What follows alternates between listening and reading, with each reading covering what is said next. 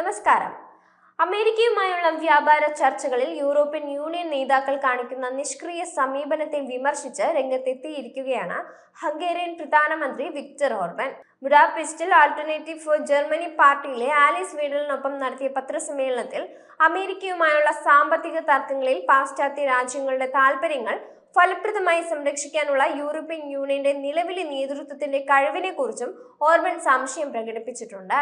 European യൂണിയനിലെയും European Union സ്ഥാപനങ്ങളിലെയും മുതലാളിമാർ ഭീരുക്കളായ മുയലുകളെ പോലെ ഇരിക്കുന്നു എന്നതാണ് നിലവിലെ പ്രശ്നം. അമേരിക്കയുമായുള്ള വ്യാപാര ചർച്ചകളിൽ പ്രധാനപ്പെട്ട തീരുമാനങ്ങൾ എടുക്കാൻ അവർക്ക് സാധിക്കുന്നില്ല. യൂറോപ്യൻ യൂണിയനിലെ ഏറ്റവും വലിയ രണ്ട് സമ്പദ് വ്യവസ്ഥകളായ ജർമ്മനിയും ഫ്രാൻസും ഇതിനായി മുന്നിട്ടിറങ്ങണമെന്നും ഓർബൻ കൂട്ടിച്ചേർത്തിട്ടുണ്ട്. ദുർബലരോട് ഒരു ദയവും കാണിക്കാൻ കഴിയില്ല.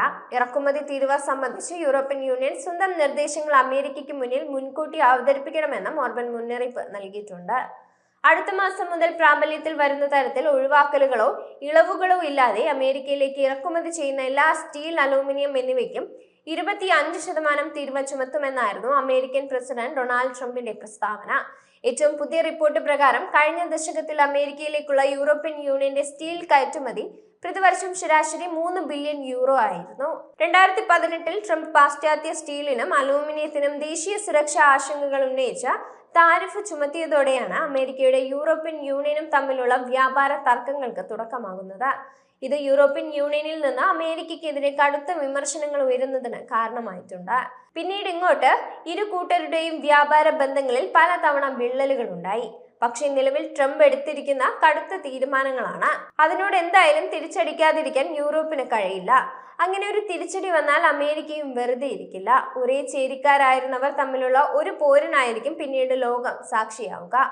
യുക്രൈനെ പിന്തുണയ്ക്കുന്ന നാറ്റോ ഇതര രാജ്യങ്ങളുടെ ബ്രസൽസിൽ നടന്ന ഒരു പ്രതിരോധ സമ്മേളനത്തിൽ സംസാരിക്കവേ പുതുതായി നിയമിതനായ അമേരിക്കൻ പ്രതിരോധ സെക്രട്ടറി അമേരിക്കയുടെ നയങ്ങളിലുള്ള ഒരു പ്രധാന മാറ്റത്തെ പറ്റി സൂചിപ്പിക്കുകയും യൂറോപ്യൻ സഖ്യകക്ഷികളിൽ സ്വന്തം സുരക്ഷ ഉറപ്പുവരുത്താൻ ആഹ്വാനം ചെയ്യുകയും ചെയ്തിട്ടുണ്ട്. സ്വന്തം അതിർത്തികൾ സുരക്ഷിതമാക്കുന്നതിലും ചൈനയിൽ നിന്നുള്ള ഭീഷണികളെ ചെറുക്കുന്നതിലും അമേരിക്ക ശ്രദ്ധ കേന്ദ്രീകരിക്കണമെന്നും ഹെഗ്സത്ത് എടുത്തു പറയുന്നുണ്ട്.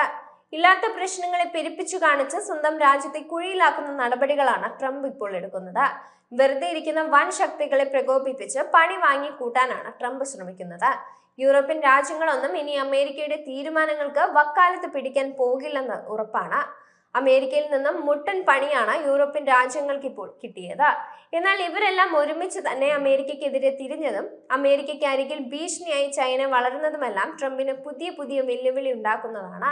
ഇങ്ങനെ രാജ്യങ്ങളെ വെറുതെ പ്രകോപിപ്പിച്ച് അവർ തങ്ങൾക്കെതിരെ പ്രവർത്തിക്കുകയാണെന്ന് സ്വയം കരുതി കാണിച്ചു കൂട്ടുന്ന കോപ്രായങ്ങളാണ് ഇപ്പോൾ ലോകം കാണുന്നത്. പ്രശ്നമുണ്ടാക്കി അതിന് പരിഹാരം കാണുന്ന ഒരു പ്രസിഡന്റ് എന്തായാലും ഇതുവരെ അമേരിക്കയ്ക്ക് ലഭിച്ചിട്ടുണ്ടാകില്ല. ട്രംപിന്റെ കയ്യിൽ കിടന്ന അമ്മാനമാടുന്ന അമേരിക്കയുടെ ഭാവി ഇനി എങ്ങനെയാണെന്നതാണ് കണ്ടറിയേണ്ടത്.